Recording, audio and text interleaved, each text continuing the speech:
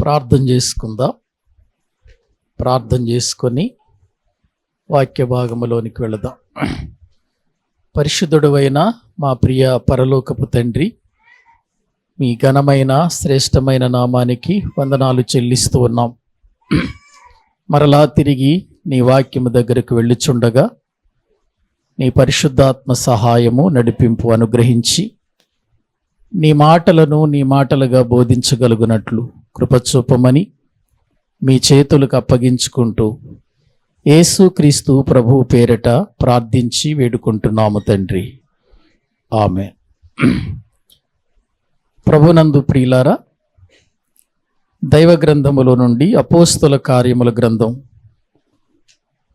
మనము ధ్యానం చేస్తూ వస్తూ ఉన్నాము. అపోస్తులు చేసిన కార్యాలు, అపోస్తులు చేసిన పనులు, అపోస్తులు ప్రభు కొరకై పడిన ప్రయాస, అపోస్తులు దేవుని కొరకు పొందిన అవమానాలు, దేవుని రాజ్యము కట్టుటలో ఒక ఉన్నతమైన స్థానాన్ని కలిగి బ్రతుకుతున్న అపోస్తుల యొక్క జీవిత విధానాన్ని మనము నేర్చుకుంటూ వస్తూ ఉన్నాం. దైవ గ్రంథంలో అపోస్తుల కార్యముల గ్రంథం 4వ అధ్యాయం. మరలా ఆ కుంటివాడిని బాగు చేసిన సందర్భాన్ని తీసుకొని వారు ఎంతగానో బాధిస్తున్నారు, ఎంతగానో ప్రియులారా తిరుగుబాటు చేసిన వారిగా కనబడుతున్నారు. పేతురు, యోహానులు 40 సంవత్సరాల వయసు కలిగిన ఆ వ్యక్తిని, లేక ఆ పుట్టినది మొదలుకొని కుంటివాడిగా ఉన్న వ్యక్తిని బాగు చేయటం వలన అక్కడ ఉన్న అధికారులు, అక్కడ ఉన్నటువంటి యాజకులు ఏ విధంగా పేతురు, యోహానుల మీద విరుచుకు పడుతున్నారో దైవ గ్రంథములో నుండి మనము చూస్తున్నాం. మొదటిసారి వారు వచ్చారు, సద్దూకయ్యులతో ఏకమయ్యారు. బలత్కారముగా పట్టుకొని పేతురు, యోహానులను తీసుకొని వెళ్ళి కావలిలో ఉంచారు ఒక రోజు వరకు. అయినప్పటికీ ప్రజలలో ఒక ఉన్నతమైన మార్పు మనము చూసాం. ఆ రోజు వారు పడిన ప్రయాసలో వారు దేవుని వాక్యాన్ని అందించటంతో అక్కడ ఉన్నటువంటి 5,000 మంది పురుషులు రక్షింపబడ్డారు అని దేవుని వాక్యములో చూస్తున్నాం. ఇంత జరుగుతున్నా కూడా ఏమాత్రము ఆలోచన లేనటువంటి పెద్దలందరూ ఇప్పుడు మరికొంతమందితో ఏకమై వారు అసలు మీరు ఈ వ్యక్తిని ఎలా బాగు చేశారు అని మళ్ళీ ప్రశ్నిస్తున్నారు. మరుసటి రోజు ఆ సందర్భం చదువుకుందాం రండి. అపోస్తుల కార్యముల గ్రంథం 4వ అధ్యాయము 5వ వచనము నుండి మనము చదువుకుందాం. అపోస్తుల కార్యముల గ్రంథం 4వ అధ్యాయము 5వ వచనము నుండి. మరునాడు వారి అధికారులను, పెద్దలను, శాస్త్రులను యెరూషలేములో కూడుకొనిరి. ప్రధాన యాజకుడైన అన్నయు, కైపయు, యోహానును, అలెగ్జంద్రును, ప్రధాన యాజకుని బంధువులందరూ వారితో కూడా ఉండిరి. వారు పేతురును, యోహానును మధ్యను నిలవబెట్టి, మీరు ఏ బలము చేత, ఏ నామమును బట్టి దీని చేసితిరి అని అడుగగా. చాలండి ప్రియులారా, ఈ మాటలను మీరు బాగా గమనించండి. ఈ అపోస్తుల కార్యముల గ్రంథము 4వ అధ్యాయంలో ప్రజలందరూ చూస్తుండగానే జరుగుతున్నటువంటి ఒక సందర్భం, సన్నివేశం మనము తెలుసుకుంటున్నాం. పుట్టినది మొదలుకొని కుంటివాడైన వాడు బాగుపడటం వీళ్ళకి ఇష్టం లేదా? లేకపోతే వాడు బాగుపడి ప్రభువుని ఆరాధించటంలో వీళ్ళ ఆలోచన ఏంటో అర్థం కానిటువంటి పరిస్థితి. ఇప్పటి వరకు పేతురు గారు విడమరిచి చాలా సంగతులు చెప్పాడు. మీరు ఏ నామమును దూషించారో, ఏ యేసును మీరు సిలువ వేశారో, ఏ వ్యక్తిని మీరు నెట్టివేసి బరబ్బాను కోరుకున్నారో, మీరు ఆ సమయాలను, ఆ విధానాలను, ఆ అప్పగించిన వ్యక్తిని మీరు జ్ఞాపకం చేసుకోండి. ఆ యేసు నామములోనే మేము స్వస్థపరిచామని ఆల్రెడీ చెప్పారండి. ఇప్పుడు మళ్ళీ కొంతమంది ఏకమైపోయారు. వాళ్ళల్లో వాక్యంలో చూస్తే ప్రధాన యాజకుడైన అన్నా కయప.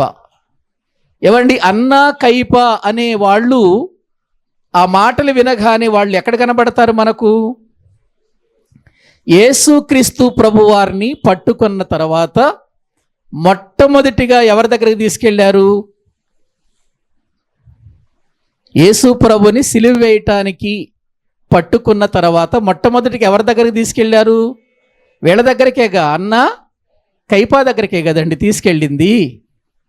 మీరు ఎన్నో సంవత్సరాలు గడిచిపోయాయి అనుకోకండి ప్రియులారా. ఇది మొదటి సంవత్సరంలో జరుగుతున్నటువంటి సందర్భం. యేసు ప్రభు చనిపోయి సమాధి చేయబడి తిరిగి లేచాడు. ఎన్నవ దినాన్న? 3వ దినాన్న తిరిగి లేచాడు. అనేకులకు కనపడ్డాడు, ఆరోహణమై వెళ్ళిపోయాడు. 50వ దినాన్న భూమి మీదకి ఎవరు వచ్చారు? పరిశుద్ధాత్ముడు వచ్చాడు. పరిశుద్ధాత్ముడు భూమి మీదకి వచ్చిన తర్వాత మొదటి సంఘం ఏర్పడింది. పేతురు ప్రసంగంతో 3000 మంది రక్షించబడ్డారు. ఇవన్నీ ఆ సంవత్సరంలోనే, ఆ దినాలలోనే జరుగుతున్న సందర్భం ఇది. ఏదో 100 సంవత్సరాలు జరిగిపోయిన సందర్భం అనుకోకండి. యేసు ప్రభు తిరిగి లేచిన తర్వాత 50వ దినాన ఆయన ఆరోహణం వెళ్ళిపోయిన తర్వాత 50వ దినాన పరిశుద్ధాత్ముడు రావటం. లెక్కేసుకోండి, లెక్కలన్నీ లెక్కేసుకుంటే మనకు దినాలే కనబడుతున్నాయి. కాబట్టి అన్నా కయప అనేటువంటి వీళ్ళు యేసు ప్రభు మొట్టమొదటిగా ఆయన పట్టుకున్న తర్వాత వీళ్ళ దగ్గరికే తీసుకుని వెళ్ళారు. ప్రియులారా, ఈ అన్నా కయపాలు కూడా ఇదంతా చూశారు కదా. యేసు ప్రభువుని తీర్పు తీర్చటం, ఆ తర్వాత ఆయన సిలువ వేయటం, ఆయన సమాధి చేయబడటం, 3వ దినాన తిరిగి లేవటం, అందరూ చూస్తుండగానే ఆరోహణమై ఆయన వెళ్ళిపోవటం, యేసు ప్రభు భూమి మీద 3వ దినాన లేచిన తర్వాత ఎన్నో రుజువులు చూపించటం వీళ్ళు చూశారు కదండి. అన్నా కయప అనే వీళ్ళు ప్రధాన యాజకులు మందిరంలో. వీళ్ళు చూశారు కదా. మరి వీళ్ళైనా యేసు ప్రభు వారు ఎంత గొప్పవాడో అని వీళ్ళకి అర్థం కావాలా వద్దా? తెలుసుకోవాలా వద్దా? వీళ్ళు వాళ్ళ కళ్ళ ముందు ప్రియుల కొట్టొచ్చినట్టుగా కనబడుతుంది.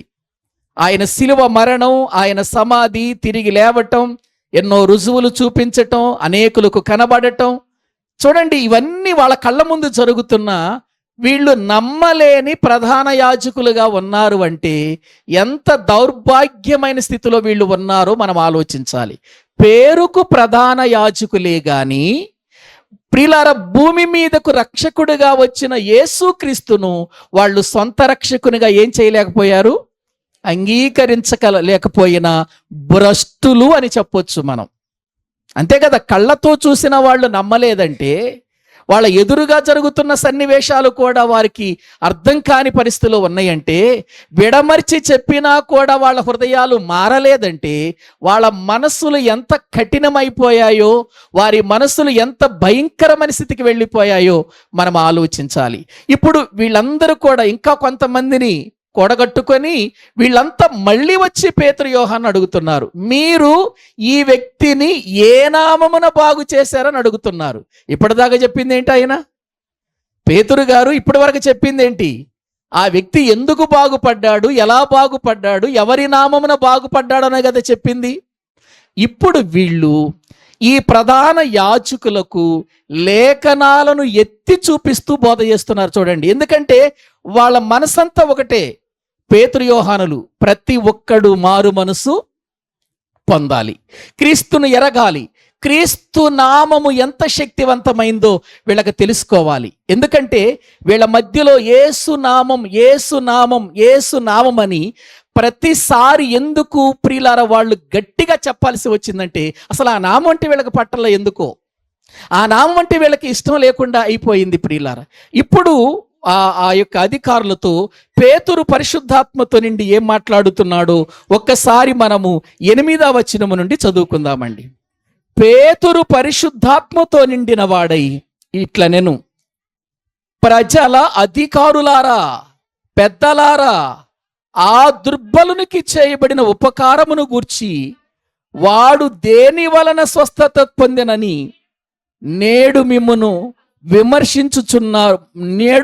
విమర్శించుచున్నారు గనుక మీరందరూ ఇశ్రాయేలు ప్రజలందరూ తెలుసుకోవలసినదేమనగా, మళ్ళీ మొదలు పెడుతున్నాడు, వాళ్ళకి మళ్ళీ సువార్త చేస్తున్నాడు.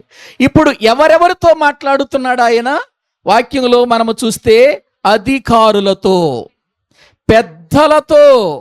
ప్రియులారా, అక్కడ ఉన్న ఇశ్రాయేలు ప్రజలందరితో మాట్లాడుతున్నాడు. ఈ వ్యక్తిని ఏ నామమున బాగు చేశారని మీరు మళ్ళీ అడుగుతున్నారు కదా. చెబుతున్నాము వినండి. మీరందరూ తెలుసుకోవలసింది ఒకటి ఉంది, మీకందరికీ అర్థం కావలసింది ఒకటి ఉందని చెబుతూ మళ్ళీ సిలువని ఎత్తుకుంటున్నాడండి. ఇశ్రాయేలు ప్రజలందరూ తెలుసుకోవలసినది ఏంటంటే, మీరు సిలువ వేసినట్టు, మృతులలో నుండి దేవుడు లేపినట్టు, నజరేయుడైన యేసుక్రీస్తు నామమునే వీడు స్వస్థత పొంది మీ ఎదుట నిలుచుచున్నాడు. మీరు సిలువ వేశారు చూసారా, మీరు అవమానపరిచారే, మీరు తృణీకరించారే, ఆ యేసుక్రీస్తు నామమునే వీడు స్వస్థత పడ్డారు అనంటూ ఒక ప్రవచనము ఎత్తి చూపిస్తున్నాడు వీళ్ళకి. ఏంటి ఆ ప్రవచనం అంటే, ఇల్లు కట్టువారైన మీరు తృణీకరించిన రాయి ఆయనే, ఆ రాయి మూలకు. ఇది ప్రవచనం. ప్రియులారా, ఆలోచించండి. ఎందుకంటే వీళ్ళు యూదులు కదా, వీళ్ళు ఇశ్రాయేలీలు కదా, మొదటి నుండి వీళ్ళు ధర్మశాస్త్రాన్ని చదువుతున్నారు కదా, ధర్మశాస్త్రం ప్రకటిస్తున్నారు కదా, ధర్మశాస్త్రాన్ని బోధిస్తున్నారు కదా. ఇప్పుడు వీళ్ళకి ప్రవచనం ఎత్తి చూపించాడు.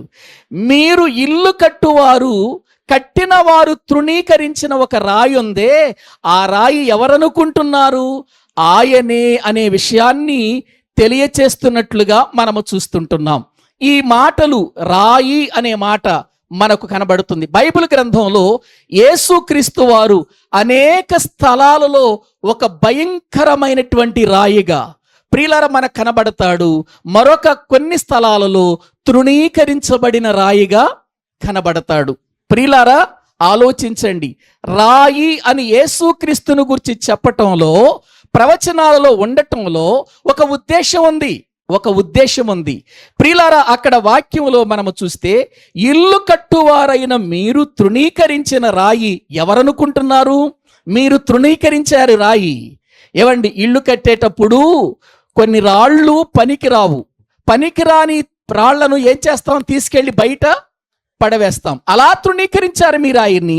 ఆ రాయి విలువేంటో మీకు అర్థము కాలేదు, ఆ రాయి శక్తి ఏంటో మీకు అర్థం కాలేదు. ప్రియులారా, ఈ మాటలు యేసుక్రీస్తు వారు కూడా చెప్పారు. చూద్దాము రండి. మత్తయి సువార్త 21వ అధ్యాయము 42వ వచనాన్ని మనము చదువుకుందాం. బైబిల్ గ్రంథంలో మనము చూస్తే మత్తయి సువార్త 21వ అధ్యాయము 42వ వచనాన్ని మనము చదువుకుందాం. మరియు యేసు వారిని చూచి, ఇల్లు కట్టువారు నిషేధించిన రాయి మూలకు తలరాయి ఆయను, ఇది ప్రభు వలననే కలిగెను, ఇది మన కన్నులకు ఆశ్చర్యము అనుమాట మీరు లేఖనములలో ఎన్నడూ చదువలేదా? ఏవండి, యేసుక్రీస్తు వారు చెబుతున్న మాట అండి ఇది. యేసుక్రీస్తు వారు చెబుతూ ఏమంటున్నారంటే, ఇదిగో మీరు లేఖనాలలో ఇది చదవలేదా? ఈ వచనం చదవలేదా? ఏ వచనం? ఇల్లు కట్టువారు నిషేధించిన రాయి మూలకు తలరాయి ఆయను అనే వచనం మీరు చదవలేదా అని చెబుతున్నాడు. ఏవండి, వీళ్ళు చదివారా చదవలేదా? చెప్పండి. వీళ్ళు చదివారా చదవలేదా? వాక్య భాగాన్ని మనం పరిశీలన చేస్తే ప్రియులారా, లేఖనాలలో ఈ విషయాలన్నీ కూడా చాలా స్పష్టంగా మొదటి నుండి ప్రవక్తలు ప్రవచిస్తూ వస్తున్నట్లుగా దైవ గ్రంథంలో మనము చూస్తుంటున్నాం. ఇల్లు కట్టువారు నిషేధించిన రాయి మూలకు అది ఏమయ్యిందట? తలరాయి అయ్యిందట. తలరాయి అయ్యింది. నిషేధించబడిన రాయి తలరాయి అయ్యింది. మీకొక విషయాన్ని జ్ఞాపకం చేస్తాను ఈ సందర్భంలో. ప్రియులారా, ఒకనాడు యాకోబు తన తల్లిదండ్రుల దగ్గర ఉండి తన అన్న దగ్గర అన్నకు రావలసిన దీవెనలు తాను పొందుకొని తన అన్న యొక్క జ్యేష్ఠత్వాన్ని తాను పొందుకున్న తర్వాత బెర్షెబా నుండి హారాను వైపుగా వెళుతున్నటువంటి యాకోబు జీవితములో లూజు అనే ఒక ప్రాంతం వస్తుంది. అతని ప్రయాణములో లూజు అనే ఒక ప్రాంతం వస్తుంది. ఆ ప్రాంతానికి వచ్చినప్పుడు ప్రియులారా, యాకోబు చీకటి పడినందున ముందుకు నడవలేనటువంటి పరిస్థితుల్లో ఆ పొలాలలో ఒక రాయి తీసుకొని ఆ రాయిని తలగడగా చేసుకొని ఆ రాత్రి నిద్రపోతాడు. ఆ నిద్రలో అతనికి ఒక కల వస్తుంది ప్రియులారా, ఒక కల వస్తుంది. ఏంటి ఆ కల అంటే, ఆకాశమునకును భూమికి ఒక నిచ్చెన వేయబడినటువంటి ఆ నిచ్చెన మీదగా దేవుని దూతలు దిగుచూ ఎక్కుచూ ఉన్నట్లుగా ప్రియులారా అతడు చూశాడు. తెల్లవారిపోయింది. తెల్లవారి చూసిన తర్వాత అతనికి ఆ దృశ్యం కళ్ళ ముందు కనబడుతుంది. ఏంటి ఆ దృశ్యం? ఆకాశమునకు వేయబడిన నిచ్చెన, ఆ నిచ్చెన మీదుగా దేవుని దూతలు ఎక్కుచూ దిగుచూ ఉన్నట్లుగా అతడు చూచాడు ప్రియులారా. చూచిన అది జ్ఞాపకము చేసుకుంటూ, అమ్మో ఈ స్థలము భయంకరం అని అన్నాడు. ఈ స్థలము భయంకరం, ఇది దేవుని మందిరమే గాని మరొకటి కాదు, ఇది పరలోకపు గవిని అని ఏ రాయి తలగడగా చేసుకున్నాడో, ఏ రాయి ప్రియులర ఆ లూసు ఆ చుట్టుప్రక్కల ప్రాంతాల్లో ఉన్నవారు నిషేధించి పారవేశారు, పారవేయబడిన ఆ రాయి ఇప్పుడు యాకోబుకు ఏ రాయి అయిందది? తలరాయి, మూలరాయిగా ప్రియులర్ తలరాయిగా మారి. ఒక్కసారి ఆ మాటలు చదువుకుందాం. ఆదికాండము 28వ అధ్యాయం దేవుని వాక్యములో మనము చూడగలిగితే, ఆదికాండము 28వ అధ్యాయము ప్రియులర 10వ వచనము నుండి ప్రియులర మనము చదువుకుందాం. యాకోబు బెర్షెబా నుండి బయలుదేరి హారాను వైపు వెళ్ళుచు ఒక చోట చేరి ప్రొద్దు గురింకినందున అక్కడ రాత్రి నిలిచిపోయి ఆ చోటి రాళ్లలో ఒకటి తీసుకొని తనకు తలగడగా చేసుకొని అక్కడ పండుకొనెను. అప్పుడు అతడు ఒక కలగనెను, అందులో ఒక నిచ్చెన భూమి మీద నిలువబడి ఉండెను. దాని కొన ఆకాశమునంటెను, దాని మీద దేవుని దూతలు ఎక్కుచు దిగుచు నుండిరి. మరి యెహోవా దానికి పైగా నిలిచి, నేను నీ తండ్రి అయిన అబ్రహాము దేవుడు, నీ సాకు దేవుడైన యెహోవాను, నీవు పండుకొని ఉన్న ఈ భూమిని నీకు నీ సంతానమునకు ఇచ్చేదను. నీ సంతానము భూమి మీద లెక్కకు ఇసుక రేణువుల వలె నగును. నీవు పడమటి తట్టును, తూర్పు తట్టును, ఉత్తరపు తట్టును, దక్షిణపు తట్టును వ్యాపించదవు. భూమి యొక్క వంశములను నీ మూలముగాను నీ సంతాన మూలముగాను ఆశీర్వదించబడును. ఇదిగో నేను నీకు తోడయ్యుండి నీవు వెళ్ళు ప్రతి స్థలమందు నిన్ను కాపాడుచు ఈ దేశమునకు నిన్ను మరలా రప్పించెదను. నేను నీతో చెప్పినది నెరవేర్చు వరకు నిన్ను విడువనని చెప్పగా యాకోబు నిద్ర తెలిసి నిశ్చయముగా యెహోవా ఈ స్థలమందున్నాడు, అది నాకు తెలియకపోయిననుకొని భయపడి, ఈ స్థలము ఎంతో భయంకరము, ఇది దేవుని మందిరమే గాని వేరొకటి కాదు, పరలోకపు గవిని ఇదే అనుకొనెను. తెల్లవారినప్పుడు యాకోబు లేచి తాను తలగడగా చేసుకొనిన రాయి తీసి దానిని స్తంభముగా నిలిపి దాని కొన మీద నూనె పోసెను. అతడు ఆ స్థలమునకు బేతేలను పేరు పెట్టెను. అయితే మొదట ఆ ఊరి పేరు లూజు. ప్రియులారా, బాగా ఆలోచించండి. ఊరివారు ఇల్లు కడుతూ తీసివేసిన రాయి ఇప్పుడు ఏ రాయి అయింది? యాకోబుకు తలరాయి అయ్యింది. ప్రియులారా, తలరాయి అయినట్లుగా వాక్యంలో చూస్తున్నాం. ప్రియులారా, ఇప్పుడు ఇంకొక మాట కూడా మనము చూద్దాం. యోహాను సువార్త దైవ గ్రంథములో మనము చూచినట్లయితే ప్రియులారా, వ్రాయబడినటువంటి మాటలను మనము చూద్దాం. యోహాను సువార్త మొదటి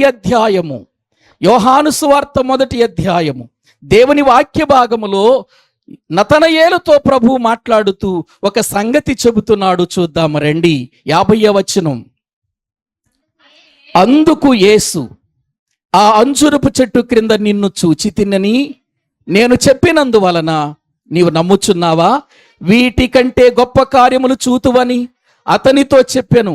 మరియు ఆయన, మీరు ఆకాశము తెరవబడుటయు దేవుని దూతలు మనుష్య కుమారుని పైగా ఎక్కుటయును దిగుటయును చూతురని మీతో నిశ్చయముగా చెప్పుచున్నాను. ఏమండి ఇక్కడ వాక్యములో చూడండి ప్రియులారా, ఇక్కడ సంగతి తెలియచేస్తున్నాడు. ఏమని?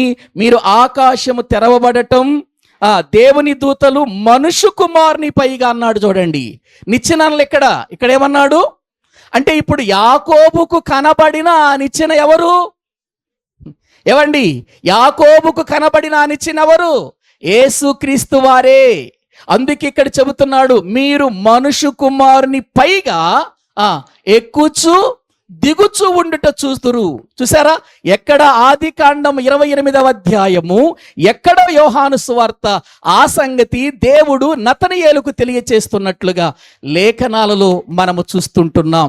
ప్రియులారా, ఒక రాయి, తీసివేయబడిన రాయి, నిషేధించబడిన రాయి, ప్రక్కకు తొలగించబడినటువంటి రాయి ఈ రోజున ఆ రాత్రి వేళ ప్రియుల తలగడగా చేసుకున్నాడు. అదే పునాది రాయిగా మారింది, అదే మూలరాయిగా మారింది, అదే దేవుని మందిరంగా మారింది. యాకోబు జీవితంలో మనము చూస్తున్నాం. ప్రియులారా, ఇదే వచనాన్ని మరొక చోట చూద్దాం. మార్కు సువార్తలో ఏమంటాడు చూద్దాం. మార్కు సువార్త 12వ అధ్యాయము 10వ వచనాన్ని చదువుకుందాం త్వరగా. మార్కు సువార్త 12వ అధ్యాయము 10వ వచనాన్ని చదువు. ఇల్లు కట్టువారు నిరాకరించిన రాయి మూలకు తలరాయి ఆయను, ఇది ప్రభు వలననే కలిగెను, ఇది మన కన్నులకు. ఏవండి, ఇది ఎవరి వలన కలిగిందట? ప్రభు వలనే కలిగిందట. అందుకే ఇది మన కన్నులకు ఏమవుతుంది? ఇది ఆశ్చర్యమైన రాయిగా మారుతుంది. ఇది ఒక ఆశ్చర్యకరమైన రాయిగా కనబడుతుంది.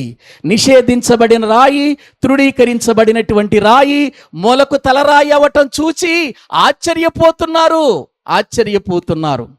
ఈ సంగతిని ప్రియులారా ఇక్కడ పేతురు గారు వారికి తెలియచేస్తున్నట్లుగా మనం చూస్తున్నాం. ప్రియులారా, మరొక మాట మీరు చూడండి. వాక్య భాగములు లూకాసు వార్త 20వ అధ్యాయము 17వ వచనంలో వ్రాయబడిన మాట. లూకాసు వార్త 20వ అధ్యాయము 17వ వచనం. ఆయన వారిని చూచి, అలాగైతే ఇల్లు కట్టువారు నిషేధించిన రాయి మూలకు తలరాయి ఆయను అని వ్రాయబడిన మాట ఏమిటి అని వాక్యంలో చూస్తున్నాం. ఏవండి, అసలు ఏంటి ఈ సంగతి? ఏంటి వ్రాయబడిన మాటలు? ప్రవచనం యొక్క విధానం ఏంటి? ఒక రాయి ఏంటి? అది తృణీకరించబడటం ఏంటి? నిరాకరించబడటం ఏంటి? బయట పారవేయబడటం ఏంటి? అది తలకు మూలరాయిగా మారటం ఏంటి? ప్రియులారా, ఆలోచించండి. ఈ రాయి ఎంత గొప్ప రాయి అనుకుంటున్నారు? తృణీకరించారు, బయటికి నెట్టేశారు, కానీ ఈ రాయి విలువేంటో వాళ్ళకి, ఇశ్రాయేలీలకు తెలియలేదు. ఈ రాయి ప్రియులారా ఎటువంటి రాయో వీళ్ళకి అర్థం కాలేదు. ఎటువంటి రాయో ఇప్పుడు రండి యెషయా గ్రంథానికి. యెషయా గ్రంథం 28వ అధ్యాయం. యెషయా గ్రంథము 28వ అధ్యాయము ప్రియులారా వాక్య భాగములో మనము చూస్తే 16వ వచనాన్ని మనము చదువుకుందాం. ప్రభువగు యెహోవా ఇలాగు సెలవిచ్చుచున్నాడు, సియోనులో పునాదిగా రాతిని వేసిన వాడను నేనే, అది పరిశోధింపబడిన రాయి, అమూల్యమైన తలరాయి, బహుస్థిరమైన పునాది అయి మూలరాయి అయి ఉన్నది, విశ్వసించువాడు కలవరపడడు. ఇదేంటి? రాయిని విశ్వసించడం ఏంటి? ఇక్కడ మీరు అర్థం చేసుకుంటున్నారా? ప్రభువగు యెహోవా ఇలాగున సెలవిచ్చుచున్నాడు, సియోనులో పునాదిగా రాతిని వేసిన వాడను నేనే. ఎవరేశారట ఈ రాతిని? ఏమండి, ఎవరేశారు? తండ్రి అయిన దేవుడు. తండ్రి అయిన దేవుడు సియోనులో పునాదిగా వేశాడు. ఈ రాయి పునాదిగా వేశాడు. యెరూషలేములో మొదటి సంఘం ఏర్పడింది కదా, అది ప్రియులారా ఒక రాయి. ప్రియులారా, అది పునాదిగా వేయబడినటువంటి రాయిగా మనము చూస్తున్నాం. అది ఏం చేయబడిందట? పరిశోధించబడిందట. పరిశోధించబడిందా? ఏవండి, ఆ రాయి పరిశోధించబడిందా? ప్రజల మధ్యకు వెళ్ళింది, పరిశోధించబడింది. యాజకుల మధ్యకి వెళ్ళింది, ప్రియులార పరిశోధించబడింది. అధికారుల మధ్యకి వెళ్ళింది, పరిశోధించబడింది. చివరికి ప్రియులార కోర్టు దగ్గరికి వెళ్ళింది, పరిశీలించబడింది. పరిశోధించబడిన ఈ రాయి ప్రియులార ఎంత గొప్ప స్థానాన్ని సంపాదించుకుంది అంటే, ఇతనిలో నాకు ఏ దోషము కనబడలేదని ఆ రోజు ఈ రాయిని గురించే చెప్పాడు. ఎవరు? పిలాతు. పరిశోధించబడింది, అందరి మధ్యలో పరిశోధించబడింది. పరిశోధించబడినటువంటి ఈ రాయి ప్రియులారా అమూల్యమైన ఏమైంది? తలరాయి. అమూల్యమైన తలరాయిది ప్రియులారా. మూల్యమైన తలరాయి కాదు, అమూల్యమైన వెలకట్టలేని రాయిగా మారింది. తృణీకరించబడినటువంటి రాయి వెలకట్టలేని రాయిగా మారింది అనంటూ, మూలరాయి అయి ఉన్నది అనంటూ విశ్వసించువాడు కలవరపడడు అని వ్రాయబడింది. చూడండి, విశ్వసించువాడు కలవరపడడంటే ప్రియుల రాయిని విశ్వసించటం ఏంటి? రాయిని విశ్వసించటం ఏంటి? ఇప్పుడు దాని సంగతే చెబుతున్నాడు వీళ్ళకి పేతురు గారు. ఆ రాయి ఆయనే. మళ్ళీ చదవండి వచ్చిన ఇప్పుడు అపోస్తుల కార్యముల గ్రంథం. ప్రియమైన దేవుని బిడ్డలారా, వాక్యంలో మనము చూడగలిగితే 4వ అధ్యాయము 11వ వచనం చదువుకుందాం. ఇల్లు కట్టువారైన మీరు తృణీకరించిన రాయి ఆయనే. తృణీకరించబడిన రాయి ఎవరు? యేసుక్రీస్తు తృణీకరించబడ్డాడు. అది పరిశోధించబడిన రాయి అయినా, అందులో ఏ దోషము లేకపోయినా, ఆ రాయిలో ఏ నేరము లేకపోయినా, ఆ యొక్క రాయిలో ఎటువంటి పాపము లేకపోయినా, పరిశోధించబడిన తర్వాత ఆ పరిశోధనలో తేలింది ఏంటంటే ఆయనలో ఏ దోషము లేదు. మీరు తృణీకరించారు, మీరు నిరాకరించారు, మీరు నెట్టివేశారు, మీరు పారవేశారే ఇశ్రాయేలీలారా, ప్రధాన యాజకులారా. ఆయన్ని సిలువ వేశారు కదా, ఆ రాయి ఎవరనుకుంటున్నారు? యేసుక్రీస్తే. ఆ నామమునే మేము వీడికి స్వస్థత కలిగించాం. ప్రియులారా, ఒకవేళ ఆ రాయిని ఆనాటి నుంచి ఈనాటి వరకు ఎవడైనా విశ్వసించకపోతే, నమ్మకపోతే ఏం జరుగుతుందో తెలుసా? పేతురు గారు రాసిన మొదటి పత్రిక 2వ అధ్యాయము, పేతురు గారు రాసిన మొదటి పత్రిక 2వ అధ్యాయము 7వ వచనం చదవండి. విశ్వసించుచున్న 6వ వచనం నుండి చదువుకుందాం.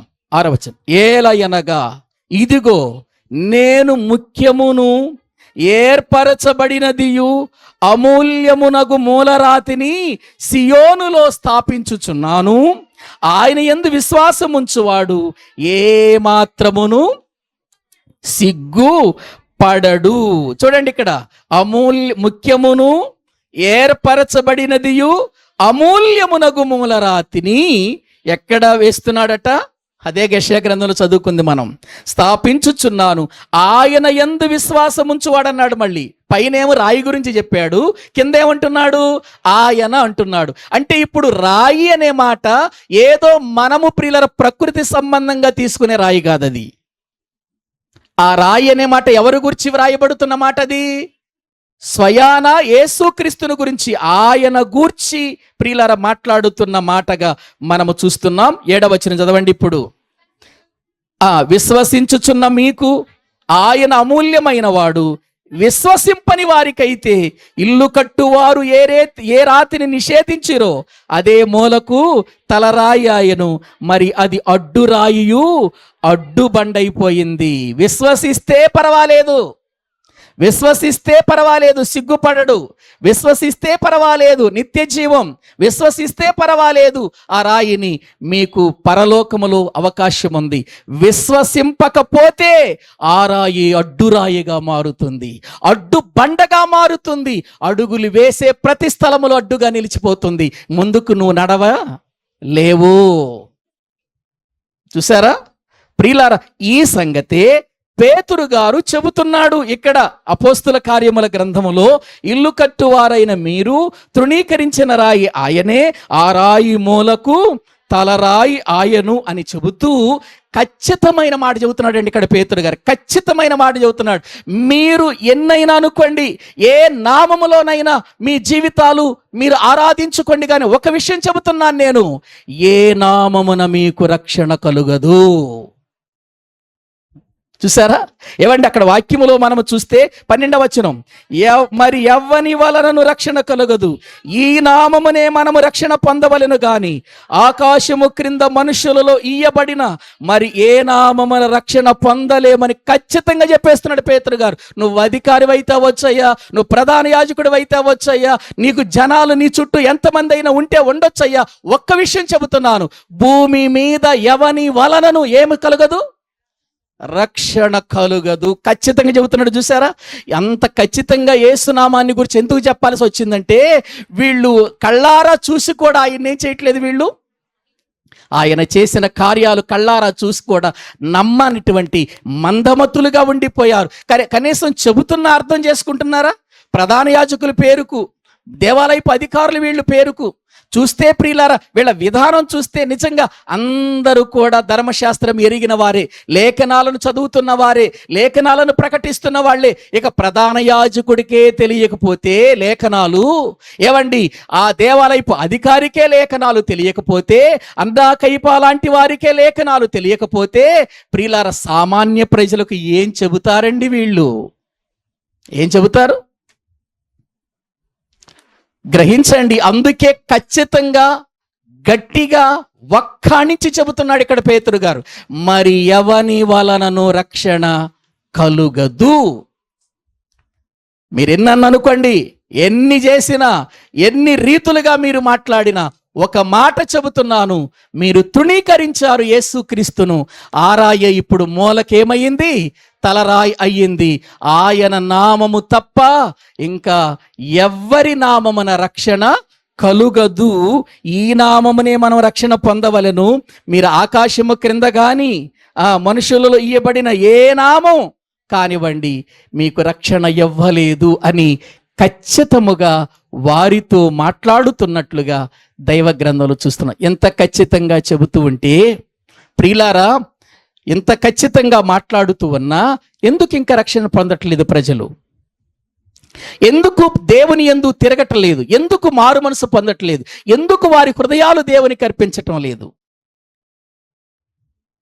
తృణీకరించబడిన రాయి, నిరాకరించబడిన రాయి మూలకు తలరాయి అయ్యింది.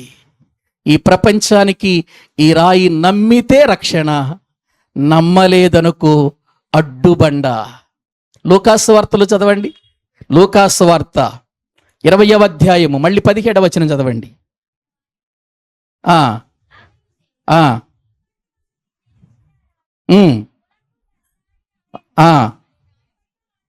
ఏమిటి? ఈ రాతి మీద పడువాడును తొనకలైపోతాడు. ఏమనుకుంటున్నారు? యేసుక్రీస్తును తృణీకరించారు, ఆయన మౌనంగా ఉన్నాడు, ఏం పర్వాలేదనుకుంటున్నారా? ఆయన దెబ్బలు కొడుతున్న మౌనంగా ఉన్నాడు, హింసించిన మౌనంగా ఉన్నాడు, అవమానపరిచిన మౌనంగా ఉన్నాడు. ఆయన ఎన్నో విధాలుగా మాట్లాడిన అవమానంగా ఉన్నాడు. సిలువేసిన కూడా ఆయన ఎలా ఉన్నాడు? ఆయన మౌనంగా ఉన్నాడు అని మీరు అనుకుంటున్నారా? ఎవడు ఈ రాతి మీద పడిపోతాడో ప్రతి వాడు తొనకలైపోతాడు అని వాక్యంలో మనం చూస్తున్నాం. కానీ అది ఎవని మీద పడునో వానిని నలిచేస్తుంది. ఏవండి, అక్కడ ఉన్నప్పుడు అక్కడ ప్రధాన యాజకులు, శాస్త్రులు తమ్మును గూర్చే ఈ ఉపమానం చెప్పారని గ్రహించారు. వాళ్ళు కింద రాయబడింది. గ్రహించారా? గ్రహించారు కదండి. గ్రహించినప్పుడు మరి మార్పు చెందాలిగా, మార్పు చెందాలిగా. ఏది మార్పు? ప్రియులారా, ఈ దినాన్న దేవుని మాటలు వింటున్న మనం ఆలోచించండి. ప్రధాన యాజకులే పేరుకు గాని వాళ్ళకి ప్రధానమైన ఆజ్ఞల విషయం తెలియదు. చెప్పిన వారు విననటువంటి మందమతులుగా ఉన్నారు, మూర్ఖత్వంలో ఉండిపోయారు. నిజంగా సిలువ వేయబడినటువంటి ఆ క్రీస్తును వారు కళ్ళారా తిరిగి లేవటం చూశారు. ప్రియులారా, ఆయన అందరి ఎదుట ఆరోహణమై వెళ్ళిపోవటం చూశారు. ఆయన చేసిన కార్యాలు చూశారు, ప్రమాణాలను చూశారు. మార్పు చెందలేదు. అందుకే పేతురు గట్టిగా మాట్లాడుతున్నారు. వాళ్ళ అధికారులైతే ఏంటి, ప్రధాన యాజకులైతే ఏంటి. ప్రియులారా, చూసారా? యేసుక్రీస్తు ప్రభు నామాన్ని ఆనాటి దినాలలో అపోస్తులు ఎంత గట్టిగా ప్రకటించారో, ఎంత ప్రియులారా గట్టిగా, ఎంతగా వాళ్ళు నొక్కి వారికి తెలియచేస్తున్నారు చూసారా? ఎందుకు చెప్పాల్సి వచ్చిందంటే వారు తృణీకరించారు కాబట్టి వారిలో కొంతమంది అయినా వారి జీవితాలు మార్చుకుంటారేమోనని ఈ మాటలు ప్రియులారా చెప్పవలసి వచ్చింది. ఏ నామమున రక్షణ లేదు, భూమి ఆకాశము క్రింద ఇవ్వబడిన ఏ మనుషుల యొక్క నామమున రక్షణ లేదు, కానీ ఒక్క నామమునే మనిషికి రక్షణ. అది ఎవరు? యేసుక్రీస్తు వారే. లోకము ఆనాడు తృణీకరించింది, ఈనాడు కూడా యేసుక్రీస్తుని ఏం చేస్తుంది? తృణీకరిస్తూనే ఉంది ప్రియులారా. నేటికీ తృణీకరిస్తూనే ఉన్నారు. యేసు ప్రభు అనగానే ఆ నిమ్మన జాతుల వాళ్ళ ప్రియులార దేవుడని, ఆ మాలమాదిగ వాళ్ళ దేవుడని, ఆ ప్రియులార ఉపయోగం లేనటువంటి వారి దేవుడని, ఆయన ఒక మత మార్పిడి చేయటానికి వచ్చాడని అనేక రకాలుగా నేటికీ యేసుక్రీస్తు మీద నిందలు వేస్తున్నారా? వెయ్యండి. ఎంతకాలం వేస్తారో వెయ్యండి. ఒక రోజున నువ్వైనా దాని మీద పడాలి, లేదా అదైనా నీ మీద పడాలి. ఆ రాయి మీద నువ్వన్నా పడాలి. ఆ రాయి మీద పడినవాడు తునకలైపోతాడు. అదే ఆ రాయి వీళ్ళ మీద పడిందనుకో, నలిపివేయబడుతున్నాడు అంటారు. నలిచేస్తున్నాడు అన్నాడు కదా అక్కడ లోకాసు వార్తలు. నలిచేయబడతాడంతే. మౌనంగా ఉన్నాడులే, ఆయన చూస్తూ ఎన్ని మాటలన్నా, ఎన్ని విధానాలతో ఆయన్ని తిట్టిన, హింసించిన, బాధించిన, మౌనంగా ఉన్నాడు అనుకుంటున్నావేమో. ఆ రాయి మౌనంగా ఉందనుకుంటున్నావేమో. ఒక రోజున మౌనంగా ఉంది, నీ పాపాలు తీసివేయటం కోసం రక్తం కార్చాలి గనక మౌనంగా ఉంది. కానీ ఈసారి మౌనం కాదు, నలి చేయటానికి రాబోతుంది. రెండవసారి ఆ రాయి నలిపేయటానికి రాబోతుంది. ఎవ్వడు నిలవలేడు భూమి మీద, ఏ అధికారము నిలవలేదు భూమి మీద. ఆలోచిస్తున్నారా ప్రియులారా? నలిచివేయబడతావా, తునాతునకలైపోతావా? ఆయన యందు విశ్వాసం ఉంచి సిగ్గుపడనక్కరలేని వ్యక్తిగా బ్రతుకుతావా? నువ్వే నిర్ణయం చేసుకో. తలలు వంచండి, ప్రార్థన చేసుకుందాం.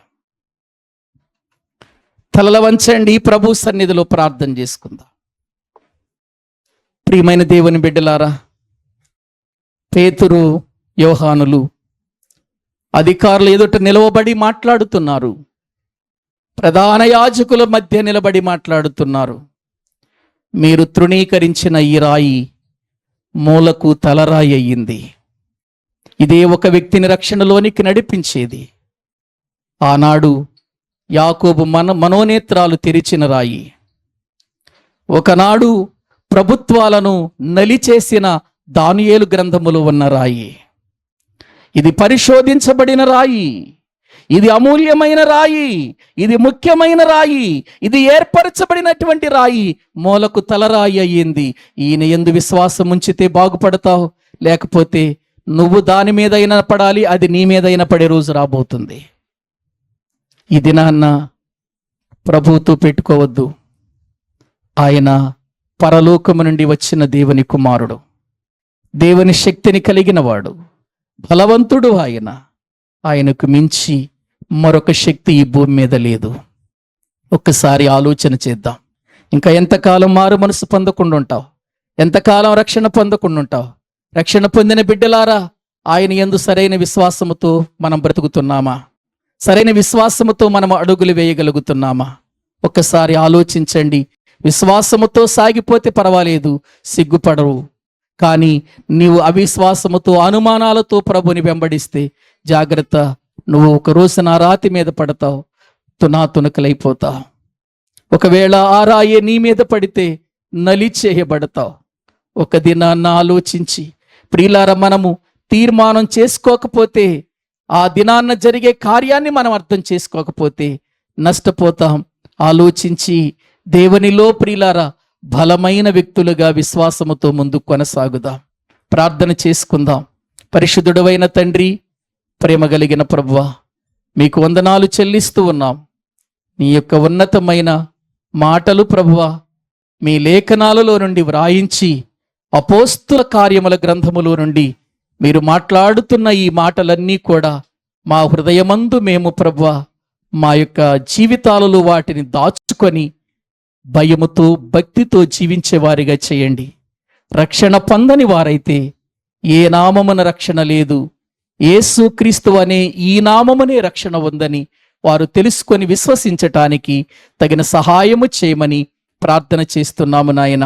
మేము నాయన ఈ లోకమందు జీవిస్తూ ఉండగా తండ్రి, మా జీవితాలు క్రీస్తు మీద లక్ష్యముంచి బ్రతుకున్నట్లుగా సహాయము చేయండి. ప్రభు శరీరం, ప్రభు రక్తం మా మధ్యలో ఉండగా, ఆ రక్తము ఎటువంటి రక్తము, ఆ శరీరము ఎటువంటి శరీరము అర్థము చేసుకొని అయోగ్యము కాక యోగ్యముగా ప్రభు బలలో పాలు పంపులు పొంది క్రీస్తు శిలువ మరణాన్ని ప్రకటించేవారిగా, ప్రచురించేవారిగా మమ్మల్ందరినీ సిద్ధపరచమని ప్రార్థన చేస్తూ మా ప్రభు, మా రక్షకుడు, మీ ప్రియ కుమారుడైన యేసు క్రీస్తు ప్రభు పేరట ప్రార్థించి స్తుతించి వేడుకుంటున్నాము తండ్రి. ఆమేన్. మన తండ్రి అయిన దేవుని ప్రేమ, ఆయన కుమారుడైన యేసు క్రీస్తు వారి యొక్క కృప, పరిశుద్ధాత్మ నిత్య సహాయము సన్నిధి ఇక్కడ కూడిన మనకును సకల పరిశుద్ధులకును సదాకాలము తోడయుండి నడిపించునుగాక. ఆమేన్.